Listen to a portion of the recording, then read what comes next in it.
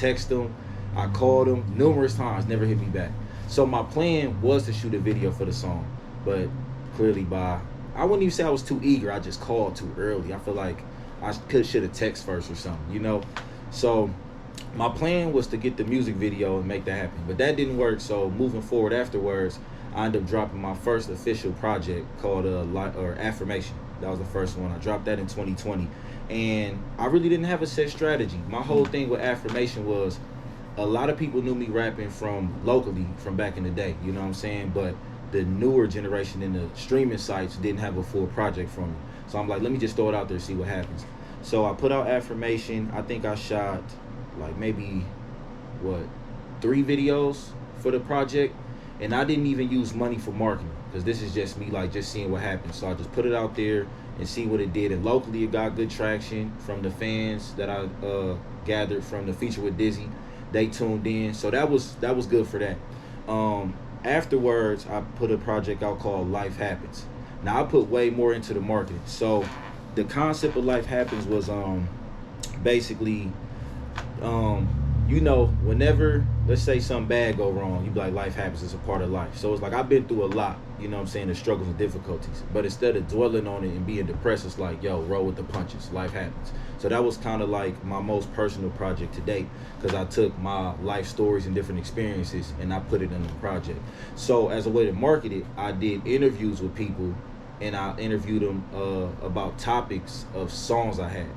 So like, for instance, I got a song called Depression Is, about mental health. I interviewed one of my guys, Raphael Bosley, who's a mental health therapist and a pastor. I had a song called, which one was it? Sorry Ain't Enough. That's about my relationship with my baby mom. So I interviewed one of my friends who got 3 baby moms. You know what I'm saying? So I did about 4 interviews for that. I put those out. I shot a trailer. Like, I did a lot, but it's like I didn't think I got the attention it deserved because I didn't market.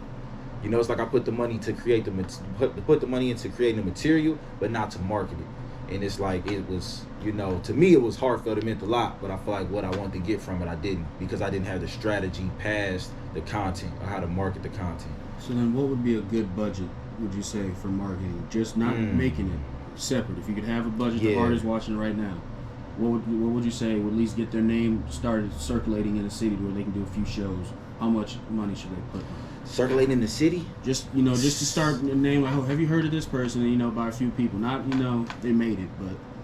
See, I feel like here in Fort Wayne, I don't think, man, this would be something good for Zank, because he got the experience. But I feel like marketing here, you don't necessarily need money. You just need to show face, build relationships. You know what I'm saying? Like, if you rub shoulders with the right people and build a relationship, it can get you in position. So when I talk marketing, I'm thinking more so outside of local. You know what I'm saying? Like social media. But and everybody has different budgets, because I feel like I haven't found out what works for me.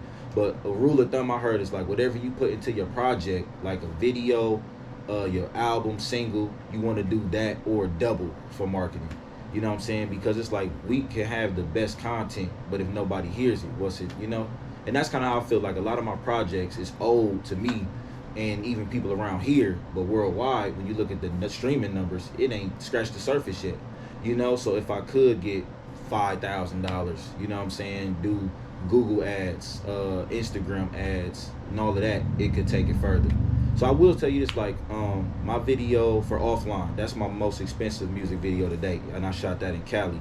I think I did like $300 for marketing on YouTube ads, and it got 30,000 views. So it's like I seen the results from putting the money there. But I also did put money up for Say Cheese promo. That's way more expensive. That's like $500 to $1,000, depending on how fast you want them to post. And I'll say it probably got 13,000 views, but I don't remember how many followers I got. So it's like I probably wouldn't do that again, because I didn't really see the bang for my buck. And then also with my type of content, that probably wasn't the best platform. So a lot of what I went through been trial and error, man. Like, I've been scammed a couple times, you know what I'm saying, on Instagram, just trying new stuff. So I feel like the Google ads and stuff, you know, is legit probably the best place to put your money. What's the most Mike Strong has lost to someone claiming to be or know somebody that's in the industry to get your song played? This is a good interview, because I would tell you the most, a dude got me for like $800. What did he say? And Man, who did he know? Man, listen, he had a profile.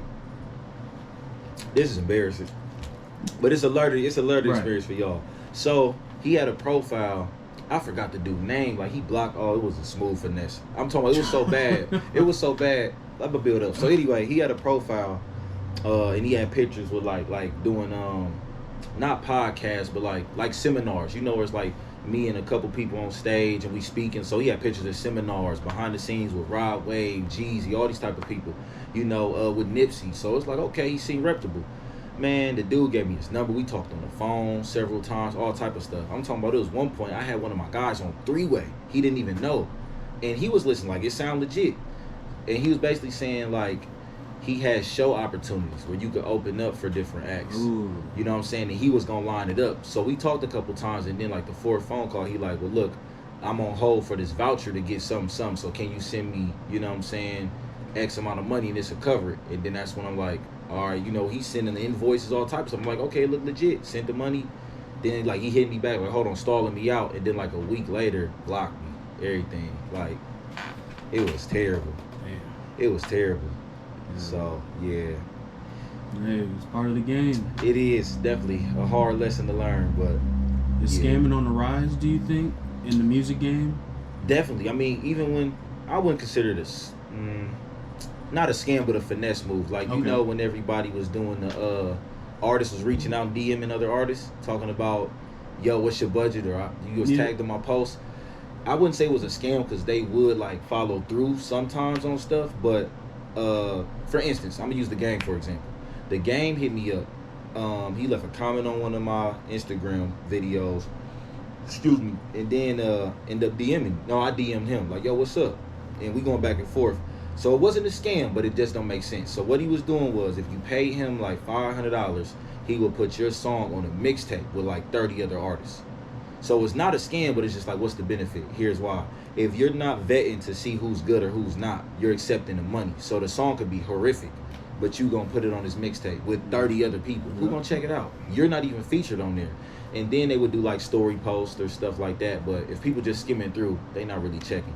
So we went back and forth. I didn't do that with him, but we went back and forth, and I was just like, so, like, what all do you have to offer? And he like, what's your budget? So I told him, like, I threw out a number to see what he said. Like, I got $3,000. And then he started giving me like, okay, for this amount, I could do this, this, and that. And I felt like that was more understandable, you know, because it's like you're willing to negotiate versus giving me like a standard thing, and you're not even gonna check out my music.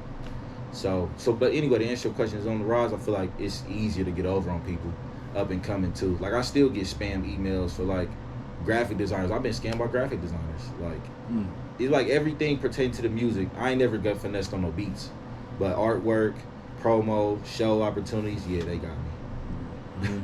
Definitely all taking an L somewhere along the game if you've been in it long enough. Yeah, I mean, because now at this point it ain't happening because I know. So that's why I don't mind sharing, just to kind of help other people. Hell yeah. How many shows have you done? Total? Or just a rough number? Yeah.